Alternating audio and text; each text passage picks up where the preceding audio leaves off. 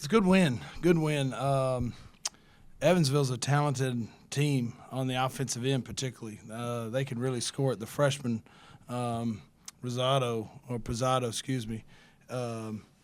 We had a ton of respect for him, particularly just watching what he did in their opener against North Texas. Cuff is another guy that puts pressure on the rim as kind of a non-shooter, if you will, but when you've got fives, that's the thing that they want to do. It puts a different kind of pressure on your defense. I thought we started adjusting to that a little bit better in the second half, but our ability to rebound the ball was the biggest difference. Being plus 18 on the glass. We had some silly turnovers to start the game. Once our ball carrier got better, we started touching the paint a lot in the second half was when we kind of started stretching the lead. Esom was terrific really on the glass, with another double-double. So good game, good win, and we got to get ready for the next one. Questions? It seemed like in the first half, y'all were really aggressive defensively, a lot of traps off of ball screens, and in the second half, a little less of that, and we're able to go on a run with seems like some defensive adjustments y'all made in the locker room. What was sort of the message at halftime, and how did they execute sort of coming out of the break? We were not executing, and I think partly I told our guys this, perhaps bad verbiage and language on how we wanted to guard it. I thought we were being a little over-aggressive. We wanted to be aggressive, use our length, use our athleticism to our advantage, but we were almost over-aggressive at the point of attack with the ball handler. Once they got it out, sometimes they were getting it out and playing 4-on-3 advantage ball, and there was never really a ball screen, So once we kind of settled in to that action, because they weren't running a ton of plays there in the first half. They were just able to go to the ball screen action, get it out, and go play advantage ball. Once we figured, out how to guard that properly, now you're regarding sets. And I thought our guys did a good job of kind of soaking up the scout and knowing their actions. We're going to be talking to two of the new guys tonight. Esom's another guy that's had a big impact early on. Yep. How have guys like Kamari and Jalen and Esom changed the team culture just early on here in their time here? They're all talented guys, and we knew we needed to go get guys like this one and J Rock and Esom, and hopefully soon we get AO out there. It's just a really good vibe, a good feel. They practice hard. It was another couple good days of prep. I told our team after the ACU game, we won the game leading up to the game, the days leading up to it, because they were just you had a good feel for – they knew what they were going to guard and who they were going to go guard. It's another one over the last couple of days. I thought our prep yesterday and again this morning at shoot-around, all the guys were locked in, even guys that weren't out on the floor. You'd ask something and you'd hear guys on the side that knew what the action was that they were trying to get.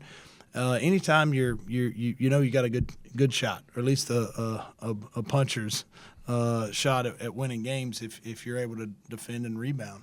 And, guys like this help us do that. Kamari, where do you think you've grown the most since coming to Murfreesboro as a player?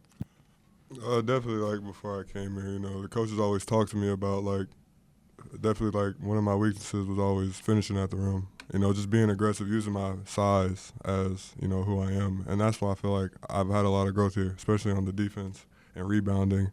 And just, I'm still working on it, definitely, finishing around the rim, definitely. But I feel like that's been my biggest growth. That's always been, kind of a knack on me was, saying, not playing like I'm 6'2". So definitely just coming here and, they always preaching to me, hey, use your size, use your body, use your length. And, I'm starting to get it. I'm starting to figure it out now. I feel like once I do, then, you know what I'm saying? So it's going to be good. So they posted you up early today, and it seems like you made some adjustments in the second half to better withstand that.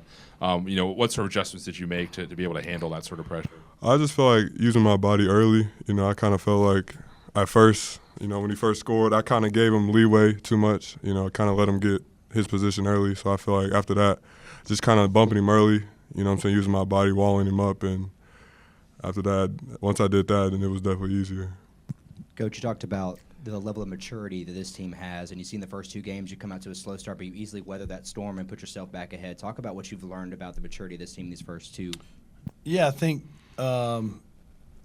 that's why it's important to have an older group. One of the reasons to have an older group is they've been in so many games that they've been ahead by 12 and understand that teams can come back.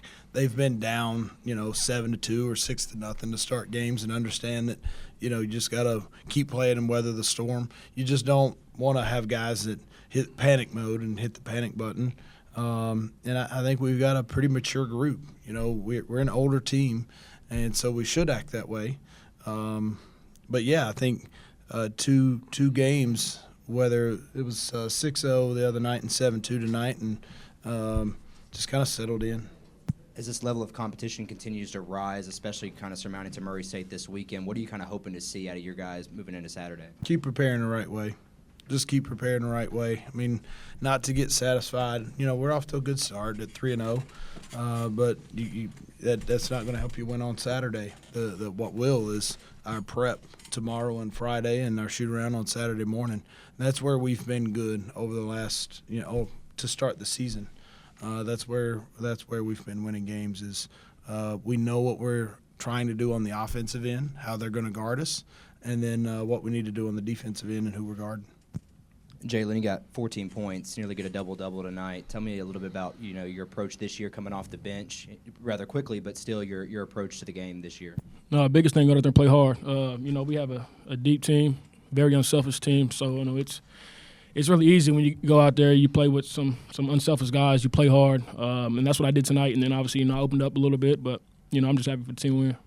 And tell me a little bit about the chemistry too, because you have so many different looks with so many different guys, especially the guard position. How are you meshing with these guys? How's that chemistry been created through these early games? Well, it starts off the court. We have a great chemistry off the court. I'll go over to people's houses, we'll come over and play the game a little bit like that. But when you have an unselfish group that likes to play basketball, likes to play hard, good things happen. Nick, looking ahead to Murray State, obviously the team that this program's played the most of any other team.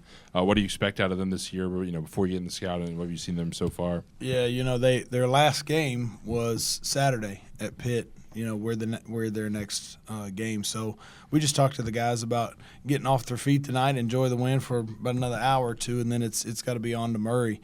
Coach Prohm is a terrific coach. He's got another good team this year. We'll dive into Murray tomorrow morning, but you got to expect a tough team, a well-coached team, a team that's not going to beat themselves. So it'll be a tough one, but one that we're looking forward to. I know they'll be looking forward to it, and I know our fans are looking forward to it. It's one that the folks around town and that they like this one, so we're looking forward to Saturday. And then just briefly on this series with Evansville, I think it was, made, sort of to commemorate the 50th anniversary, obviously, of the tragedy when they were coming down here their first season in Division I. Yep. How much did y'all sort of talk about that this week and just sort of leading into the game? Not yet. Just when we get to that kind of anniversary game, but that, to your point, that is how this series came about. We signed a 4-year contract with them, so there'll be 2 games here in Murfreesboro, 2 games in Evansville. But it all came about because we're approaching the 50-year anniversary of the plane crash, and they were on their way here to Murfreesboro.